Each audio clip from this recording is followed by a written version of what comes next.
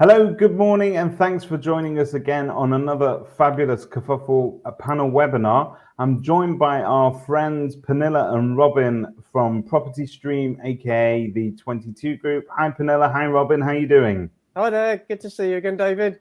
Hi, all good, thanks. And of course, I'm joined by their client and my guest, Mr. Mark Meyer. How are you doing, Mark? I'm good, David. Thank you. Yeah, good to be here. It's great to have you all here. We were talking a little bit off camera there. There was a lot of love in the room there. Clearly, you and Robin over the years have developed a very close relationship in terms of the evolution of your brand, Mark, and the work that Robin's done. We deal a lot with sort of supplier relationships with their agents, and it's fair to say some of them work better than others. They don't always end up with everybody being mates and singing off the same hymn sheet, as it were. But you guys seem to have your values quite aligned, don't you? Absolutely. So I've been working with Mark around 6 or 7 years, and I think what works so well is how we can be that honest with each other. So we've become friends, but that allows us. So I can be honest with Mark if I think he's making a mistake, and I have done in the past, and he can be exactly the same with us. So if there's something that he's not happy with, he can WhatsApp me, and that's I think it's not always possible with clients, and sometimes people will advise against it, but I think that's definitely helped with our journey. Yeah, for sure. There's been a great amount of trust between you and me, Robin. 22 have been essential, if you like, to help clarify the message that the brand wants to get out. And the only reason that's been possible is your ability to understand what it is that we're looking to achieve, and your ability to translate that into design work, which type of adorns our brand. It's been a great journey so far. Not always easy, but it's been worth it. It can sometimes, it is like giving birth to a new identity, really, when you're launching an estate agency brand, and to get that tone and the look and the feel of it correct, because very much what you're picking there in terms of your images also portray the values of your brand and the values of your business. Now, Mark, I know that your business is very friendly, it's very bright, it's colorful, it's approachable, but one of the first things that strikes you looking at your boards and looking at your website is these fabulous animal avatars that you've got there, which I understand have meaning as well, but that it's not just a sort of the first friendly face that you see, but it is something that really sort of warms the heart to your brand, doesn't it? Yeah, so when we first started, we wanted a new vision of estate agency, and I know everyone's used that line, but we were determined that things must change.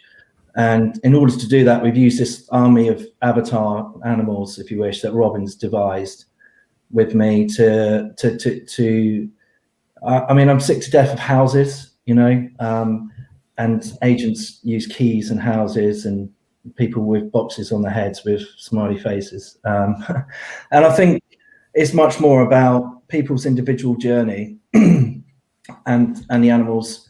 Robin understood that we're trying to create a new world of agency, and the animals live in that world. That's how Robin type of unpicked it with quite a lot of conversations we've had. I mean, hours and hours, Robin, of defining what it is that's type of in my mind, and I don't even know it really. And in the end, Robin type of delivers recently a panda, which will be a new animal for my own office, just to keep things on the street fresh. And what we really wanted was boards not to have a brand and just to be basic, but to have art on the side of the road, which can change. So our boards have changed, and the animals change, just to keep people intrigued and to keep the brand message just keep on resonating out and out and out. And it's good for Robin's business that we keep needing new animals as well. Absolutely. And it's but I think one of the things that is really quite nice about that, and this is something that I found over the years with working with brands, especially with franchise organisations, is there's a fine line between saying from the top level down, right, you've got to stick with this consistently. But people have their own personalities and they like to be individual.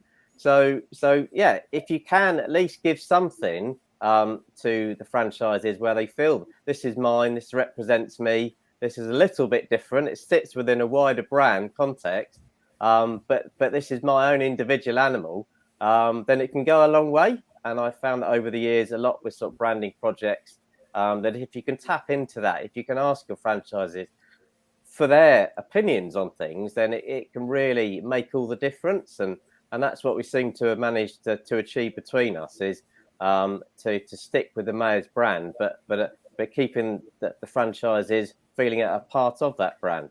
And Mark, how important is that to you as sort of running a franchise operation? Very often when you see some of these more corporate franchises that sort of grow larger and out of control, but they become very sort of faceless. They don't have a personality, and you can walk into I was almost about to pick a brand name there, but you can walk into a brand name in any city in the UK, and you'll pretty much get the same personality, same service, and in a lot of ways it's faceless. One of the things that you've managed to do is you've taken a little bit of your personality and your philosophy, but you've also allowed your franchisees to choose their own path almost, in terms of getting their own voice out there. So it doesn't feel like just a faceless corporate entity. It feels like a family-run business, doesn't it? Yeah, I think, David, you're right. And the word that you used there is personality. So for me, I've learned over the years that my brand is an extension of my personality. So, some of the board designs have got deep meaning for me, and they type of come to the surface whether or not it makes sense to others. But I've just recently brought in 2 new franchisees, and one of them built a tiger through Robin, which was immense actually, and she just that's an extension of her personality. So she begins that journey with this type of little motto or whatever, the image, and Patrick put on, he built a lion, and I was like, wow, I never thought of doing a lion or a tiger. But these guys stand by, and Tasha had a butterfly, and Becky had a giraffe, and they all had deep meaning to these individual people. I mean, they might have a tattoo of it from when they was young or whatever, but it helps to create the spark of their own unique journey, which for me is just building people to their highest possible potential. But the brand, we keep the brand name against everything, because we want the brand to resonate all the things you said earlier, David. And so we don't want to type of dilute it or just destroy it. We want to be able to keep it a very clean line. And Robbins understands that that the images are a critical part of everybody's individual journey. And actually, if the people are happy with it, I'm happy generally, pretty much always. And is it something that sort of new customers comment on in terms of when they see your branding and you get called out for valuations, or you're having a chat with them before they come to the market? Do they sort of pick up on the images and how different it can be? Yeah, so a classic example of that is, David, you're right. We've got an avatar in our business that is our perfect client, and they pay a good fee and they expect a very, very good service. And that avatar is Tim and his wife with 2 kids of about sort of 3 and about 6, maybe 7. And the animals are for them, really. It's all for them. And I came out of my house not that long ago, and the car's painted with a big swan on one side and a peacock on the other side. And there was a kid and had an argument with his mum on the pavement. And I was just waiting, because I was like, I want to get in my car, but I clearly can't get in the car where there's an argument right outside my car door. And then I waited, and I heard that the argument was that the kid wanted to see the swan, and the swan was actually on the side where the road was, and there was a lot of cars. And in the end, she gave in. She had to actually take the kid around the side of the car to see the swan before we would continue to go to school. That's awesome. And we had the traffic, and I had to wait, until he managed to sort that out. So what we're trying to do is create attraction for the right avatar. To be honest, it's marketing, but also it brings a little bit of joy. That's not so bad. I slip Mark £100, like I slip him a tenner to say that story. It's a great story, and it's lovely that because as estate agents over the years, I've been guilty of this. You sweat about your brand and how it's perceived, and is your logo friendly enough? Does it say I'm too expensive? Does it say I'm aloof? Does it say I'm cheap? Does it? It can convey a host of different values. And I suppose taking that conversation one step further, most people in their logos, they either have abstract images or it's something built around the name. But to actually have images of animals and use the word that was art, and they are very artistic, you could hang those on your wall in its own right. You'd be quite happy to have those.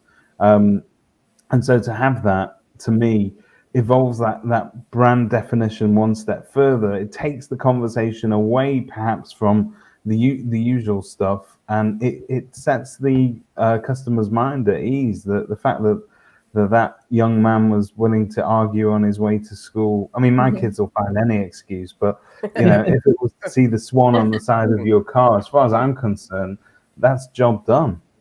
Yeah. I would agree.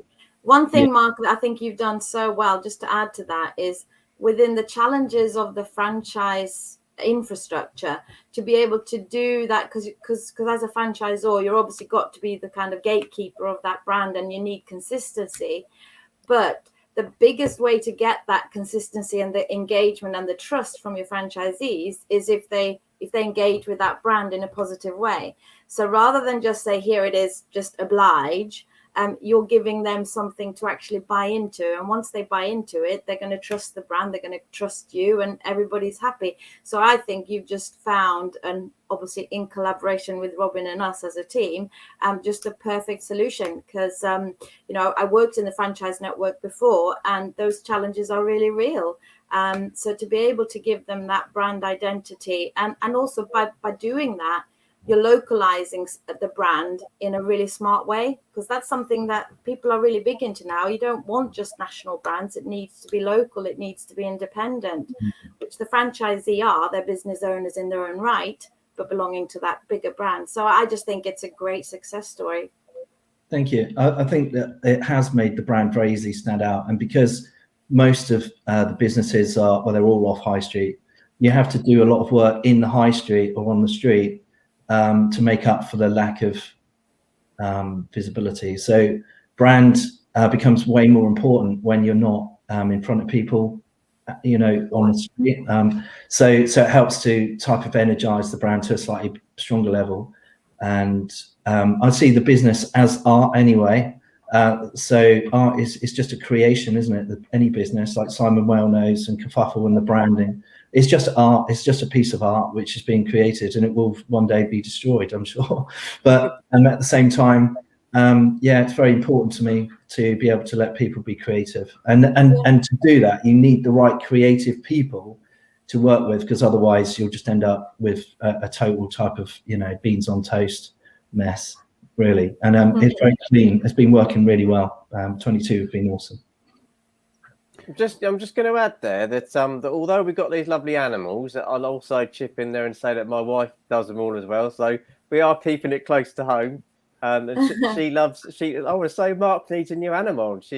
Because she loves that. She loves animals anyway. So I almost feel like buying a franchise right now, just so that I can have you design me a penguin. Get your animal. You could be the first Manchester-based one. That'd be amazing. We can make you an animal, David. If you was going to have an animal, what would it be, David? I was thinking, a penguin would suit me quite nicely. Nice. I do a bit of swimming. I've been known to eat a bit of fish, and I do waddle as I go down the road. So that's great. See your penguin. Oh, love it. Absolutely. Yeah, write that down, Rob. Get a penguin on order. Already. Yeah. We'll change that normie branding over to a penguin. Yeah, we'll do that tomorrow. But the thing I was going to say, that although we talked a lot about animals, there is a bit more meaning to that, and there's a core set of animals there that actually represent the brand values. So it's not just cheeky fun animals. There is some meaning behind that, and that was the original thinking behind the brand, and we've sort of stuck with that.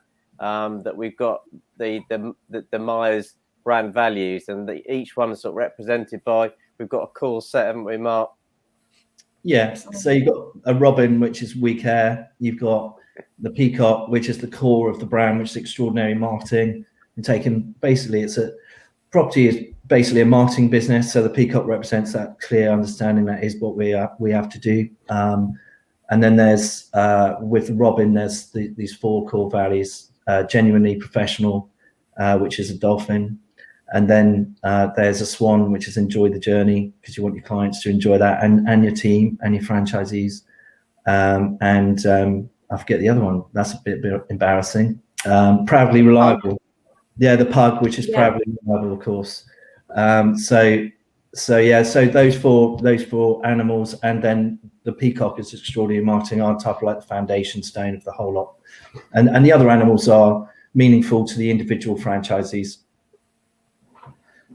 What I love about your website, I was checking it out. Yes, it's bright, it's modern, it conveys all the correct sort of things. It doesn't have generic images of people handing over keys and packing boxes and the usual. I saw Mark's face there. He shuddered when I said that. But it doesn't have that. And instead, the one of the things that I gravitated to straight away was you actually have a community tab as one of your main tabs across the top.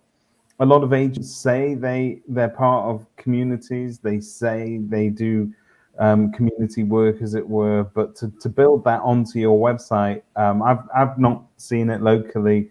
And to have that sort of stand out, to me, that attracted me straight away, because I think that if you're a brand without a high street presence, let's say, I think you need to be even more ingrained as part of your community in terms of visibility.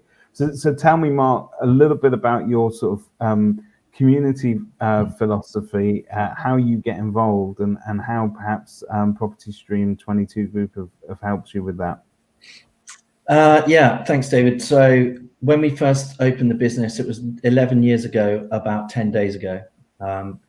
Me and Claire decided we were going to kick this off about 9 months before it opened. And it always works in a hierarchy where there's a big boss owning a big company at the top, making all the money, and all the money would be made by the guys on the ground floor, and it would type of seep up to the top, and the people on the ground floor wouldn't really make much money.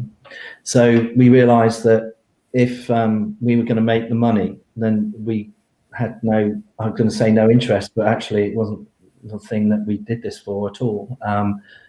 We did it to create time with our kids and to create a world. Now, I couldn't stay in agency the way it was, so I had to get out or change it, really. So when we were thinking about when we made the money, we would send it back to the community and back to agents who deserved a better time of it, rather than sending it to people who didn't care about us. So we've now got a project which runs, and we're hoping to get it to run in any area that wants it, which is called the GAP project, which is basically gardens and people. So in the town, you've got people with money, people who need to move house. You've got normal people, you've got people who need help. So instead of giving it to blokes who don't know you and don't care about you and have plenty of money anyway in big houses, we give it back a proportion of that to a community fund, which then brings the people who are type of struggling and alone and anxious and type of out there somewhere, and bring them into a social space through gardening and gardens, which we've got, which we maintain with the charity Dorset Mind. And Mind is a very good vehicle to deliver the mental health work. So there's people in minibuses coming down to enjoy those gardens who need help who require something, and I was just tired of having people take so much out of agency for themselves. It's a very selfish business, so I couldn't be a part of that, and so has helped understand that. So community has become a very foundational point, and it would have been someone like Robin or Eddie's decision to put the community tab on to showcase that. It's superb to see to see that active and active within your own communities, as opposed to sort of being sent elsewhere. You're feeding back into your really part of your neighbours' lives, aren't you? Really, you're getting involved at the heart of the community. And although we've got to be careful in our industry, because mental health is fast becoming one of those terms that is bandied around, and people are jumping on that bandwagon, but very few people are doing it in the way that you are, Mark, where you're actually seeking to benefit those closest to you, and outside of agency.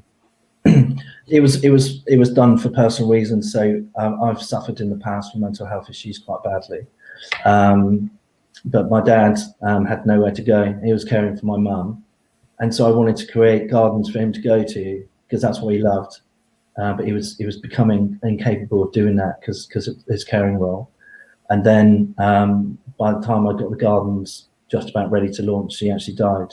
But it was still worth doing, so we did it anyway, because there's still my dad's out there, and they still will be there. So yeah, but it's got, I think, whatever you do in your business, you can't do it because someone else is doing it. You've got to do it because you've got your own personal reasons. But if you really want it to have a genuine power, like in a business, must be powerful. Otherwise, it won't be successful. So Robin and Pernilla, in terms of supporting Mark in that sort of work and effort out there to communicate those values over to the public, more than just the avatars, you're supporting him in his marketing and getting that tone of voice right to reach that public. Pernilla, you'll be sort of more familiar wearing your kind of journalist hat with this. We've all got a story to tell, and part of marketing is telling that story. How do you work with an agent to build that up?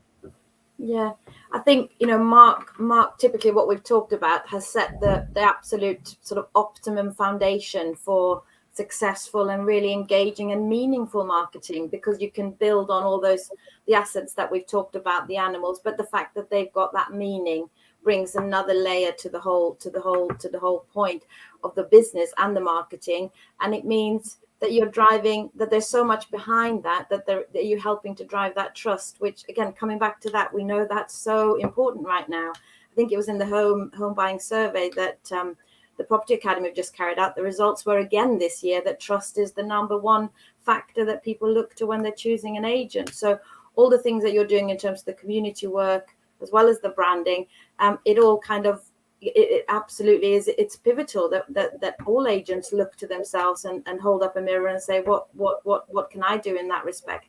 But yes, you're right. So once you get the story right, we do an awful lot of work in documenting and making sure that those values are clear to the clients, and then we obviously work with them on bringing that to the fore through marketing. And that helps in a way that also brings consistency, which is another key thing we've talked about a lot. So we can offer right through from kind of building the foundations through to campaigns that go offline, online, across social, across Google, whatever it is, or flyers, even off, printed materials, I think is still very successful for agents. But making sure that it's consistent, that's the piece that we help them with. Planning it out, setting some metrics, and having a plan, a 12-month calendar plan is something that works really well with our clients as well. So yeah, we kind of offer that, either the whole piece, or we can offer bits and one-off projects as well. So how was that at Hunters when you got something so huge and you got to portray that consistent brand message? Yeah, well, that presented a lot of challenges. And one of the key things was when we brought on new franchisees, because the the network was growing at such a pace. The brand itself was really, there was great buy-in to the brand, but every franchisee that came on wanted it to be localized as well, and wanted to make sure that the kind of independent element stood clear in the marketing. So that was a challenge. But as I said, doing it with localized imagery or finding what the story is of that franchisee is basically going to be key in order to deliver that out. And what Mark have done with this sort of the animals is obviously it's such a smart way to do that. But most others do it through, to talk about the personality behind the agent and the local area. And there's your unique story. You're always going to find something unique. But it is a case of digging deep at times, because we've said before, estate agency, by the nature of what we do, is very similar. You're offering very similar services, but it's about finding that. And I truly believe you can always find a unique story. Just got to perhaps get some help in digging a bit deep, and hence doing that exercise with an agency like us can often help bring it out. I know it's a very popular model nowadays, sort of what they call the self-employed model or franchise model, Mark. But when you initiated this, when you came up with the concept, it was fairly new. It wasn't something that smaller brands tended to do. So it's a very brave and a bold step to sort of go out there and build a business. What led you down that route as opposed to sort of the traditional, I've got one branch, I'm going to get 2 branches, 3 branches, and I'll just slowly start to sort of mark one territory? Great question, David. Well, firstly, I'm going to argue with you about that. I think that the world of self-employed agents is at the very dawn, actually. And I think if you go to Australia or America, it's part of the mainstream way of doing things. And the agents are mostly earning over 100K a year, which is what you expect to earn doing this job. Doing these amount of transactions that you can do. And I just think that it's still a hideously undervalued business with corporates buying out independents way back in the end of the 90s, and then just keeping things very, very black and white and quite never changing, really. I think we're way behind the curve in the UK, and I think probably we've probably got 60% of the way to go, at least 70%, probably more. Because agents who are good they just don't want to get up in the rain and go home in the rain and earn just enough to pay the mortgage. It's not necessary. So I've got a family in Australia, and I'm fascinated by agency. So I knew that agency in England was just totally wrong. So I just had to do something. And if I'm really honest about why I built the business as a franchise business, so I suffer from bipolar. So I know that I might not function for periods of time the way I'd like to. And so by building a franchise business, if I'm not well, my family will still get paid. So it was a subscription business, I'm being really honest, that I needed to build to keep the income coming in if I failed, which I have done a couple of times, and it has worked. So, but more importantly, it's got to be a win-win-win. So if I fail, I've got to win, but my clients, my franchisees have got to win, and the clients who deal with them, the people that run my businesses, have to win. So it seemed if I could open a business from my garage on type of 12.5 grand, which is what what it costed. We still sell the franchises for exactly what it cost me to get the business up, because it seems fair to do that. Then I thought if I could do it, and I wrote the documents on how I did it, then anyone could do it, and everyone who's done it through us has succeeded. There's been no failures of franchisees at all. Nobody's failed, which is all I want. So I'm not trying to be a big business at all. I just want clients to have a win-win-win. That's all. It's a very sort of touching and inspirational story, because most businesses, you're quite frank with your own struggles and the reason why your business is set up in that way. Most of us aren't as honest, Mark, and I admire that. It takes tremendous courage. It really does. And I suppose having that background your franchisees know that this is more than just a faceless corporate entity. It is somebody that understands their personal circumstances. Let's face it, this business of estate agency, I've been saying this for years, and I know we've spoken about this privately one or two times, but it's particularly hard on agents sometimes. It's just the nature of the work. It's the nature of how we get paid in this country. It's the nature of how agencies perceived. If you haven't got broad shoulders, really, this isn't one of those industries for you. But we all have moments where those broad shoulders don't get us through, and we end up needing a bit more support. And I suppose your franchisees know that they've got that support from you from a personal point of view. You understand the circumstances, but that this whole network works best when you're all supporting each other. Yeah, that's exactly right, David. So, I need their support. I do all the training, pretty much all of it, and starting off with the beginning where I tell the truth about everything. I'll tell the truth about why we started and how and what we do. But I'm also extremely ambitious, and I want great things out of life.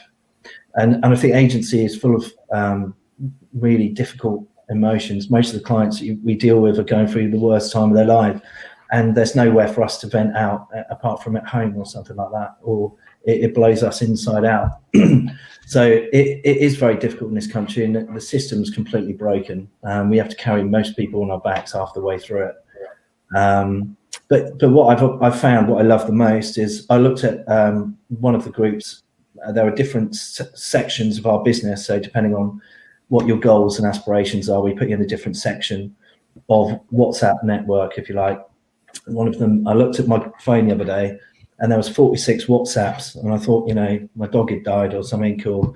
And I looked, and it was just literally one group communicating massively, helping each other out.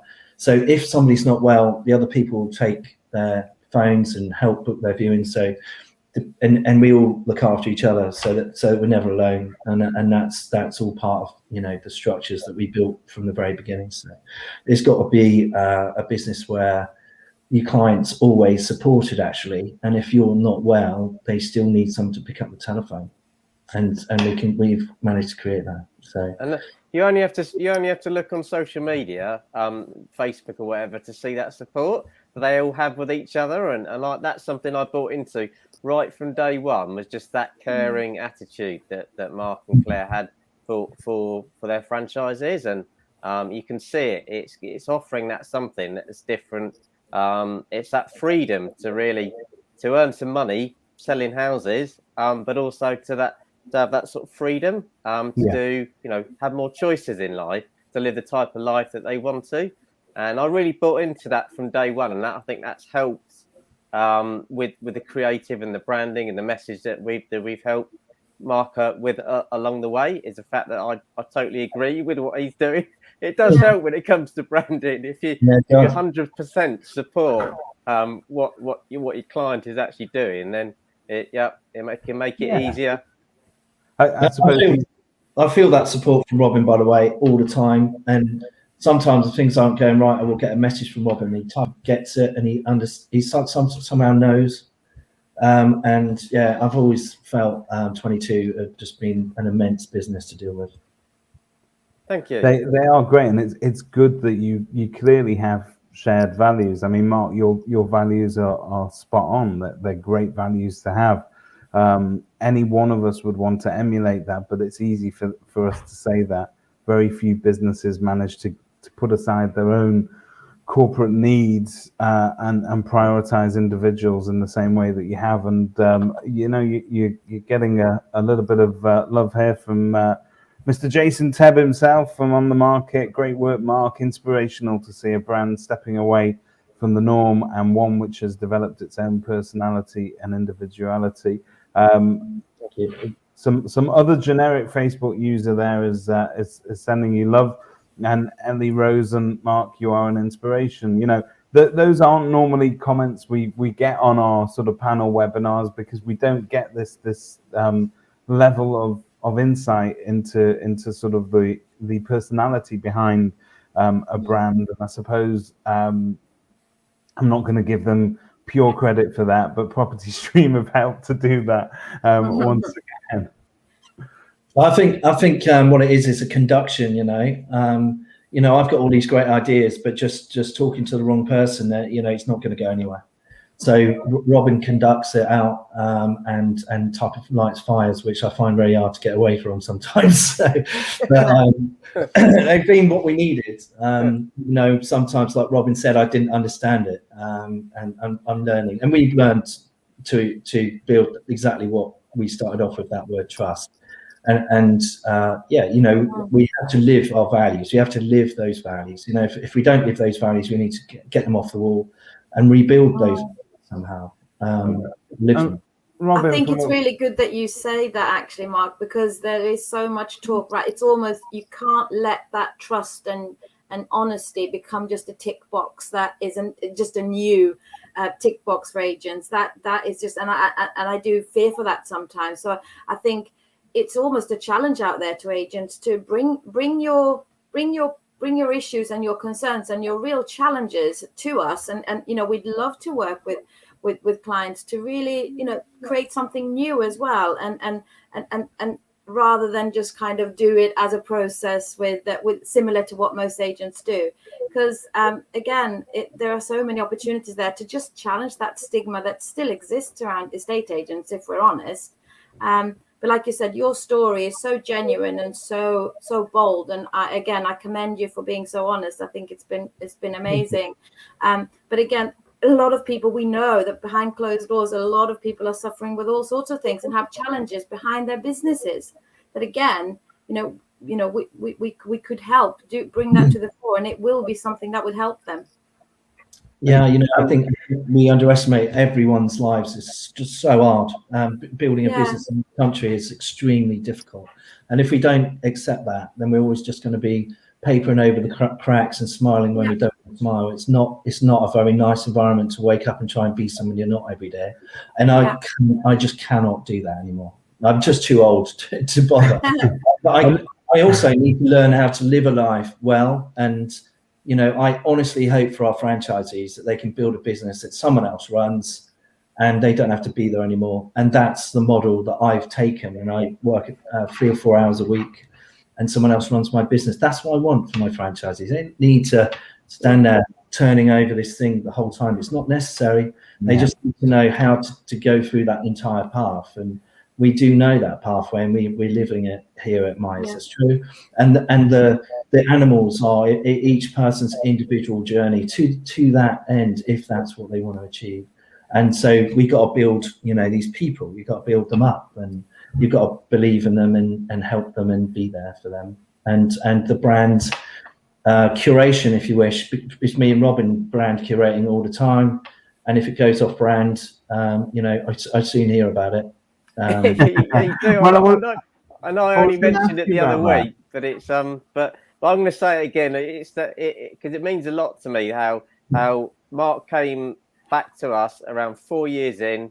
You'd gone from one franchise up to at that stage 9, 10, 11, and you said, look, we need to mature this brand because we've got so many bright colours, and that was great in those early days, but we've matured as a company. And can we have some help with this? And you were because you're a really creative person, and that's great, and I am as well. But one of the things I've found about being creative is it's quite easy to get inspiration from different things, and I'm always looking for the next project and the next shiny whatever it is, and you'd seen some different illustration styles, you'd seen some different bits of creative that had inspired you. And you were quite tempted to, as a maturing brand and company, to go off in a different direction. And it was very clear to me from the offset that that would have been a bad decision, because I think more importantly, the brand's working in your town, but you're thinking this franchise model, you're going to new towns where people haven't seen this brand before. So So why would you go and do something when you've got something you know's worked particularly well in your own town, but also the franchise is so far. So although we did mature the colours and we did a lot that you can do without completely reinventing the wheel. And that's something I think I'm probably most proud of. Though, Robin, for you and Penella too, because part of sort of your job and your role as sort of marketing support for these agents, on the one hand, you want to be their biggest cheerleader. So you want to say, oh, that's a great idea, Mark, that, but I've seen too many marketing companies who just take every idea that the client gives them, cheers them on, and they end up not working out. And where do you find that kind of discipline to be able to sort of step in and cheer him on the one hand, but on the other hand say, hang on, I think you're making a big mistake here? I don't know, because if you think about it, I probably could have earned a lot more money if we had completely changed the direction and chosen another illustration style. So I'm not sure. Maybe it's instinctive. It comes from the heart. Well, I think it comes from the heart, but it's also, again, it comes back to the values. I mean, we've got a set of brand values, haven't we, Robin? Which you and I talked a lot about when I first joined, a year ago. And one of them is kind of straight talking, and that is what we like. We are, and that's how we want to interact with our clients. And I think, Robin, you are absolutely the first one to tell people that's actually a crap idea. You are, and maybe that has lost some money. But I do think doesn't it come back to that trust and the genuine aspect of any business, that if you do it just to make money, perhaps that's just not good enough. Yeah. So I think that's probably another answer for you, David. I think that's probably but of course you have to strike the balance, of course. And in that way, the sort of marriage between yourselves and Mark is perfect, because not everybody's as open and honest as Mark's going to be about his feelings towards the industry, the business, his own life, and not a lot of people are able to voice it as eloquently as Mark is. There's a lot of people out there, we're probably guilty in this industry of being a very testosterone driven, earn 100K, become a franchisee, and it's all about the flash cars and the lifestyle, and we're selling values to people that, let's face it, it doesn't add any value to their own personal lives whatsoever, and we're possibly setting them up for failure. It's much better to come into an environment that's warm, it's loving, and it's okay to have weaknesses, and in some ways celebrate them and say, okay, sometimes I'm broken and it needs, I'm going to need some support, and businesses are like that as well. Not everything in a business runs perfectly. You don't get it right every time, and as much as we can have brand values, sometimes we forget those things. So it's nice to see that you are clearly sort of bouncing these messages off each other, and it's a receptive environment. Oh man, there's so much love in the room this morning. I know, for a Monday morning. It's good people. Good people are the key in and out of business. Is good people. If you've got good people, then you've got no problem. I don't think we can add to that. I think that's great. Guys, I'd like to thank you for your time this morning. It's been different. Every one of these that we do truly is a different journey. But I can see why Mark speaks so highly of you guys, and I can see why you enjoy working with Mark. And that's very clear to anybody that's looked at this morning.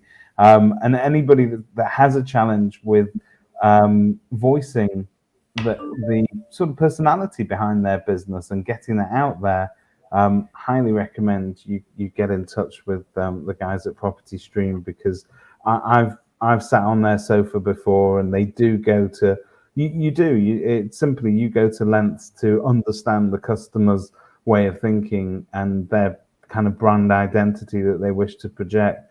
And I've not seen that level of care elsewhere. So it's truly awesome. Oh, thank you, David. I agree. Thank you. And on that lovely, loving note, I'm going to wish you all a tremendous day. And I don't know what the weather's like where you are, but it's raining. It's pouring down with rain. So it's really miserable it's Manchester where we are today. Yeah. Pretty grey over here as well. Yeah. And down in Dorset, the same. Okay, well, that's the weather forecast for this week, ladies and gentlemen. But don't let that ruin your week. Take a little bit of the inspiration and the energy from this morning and make it apply throughout the whole week. Thank you for joining us, and everybody have a great week. Thank you. Thank you. Thanks.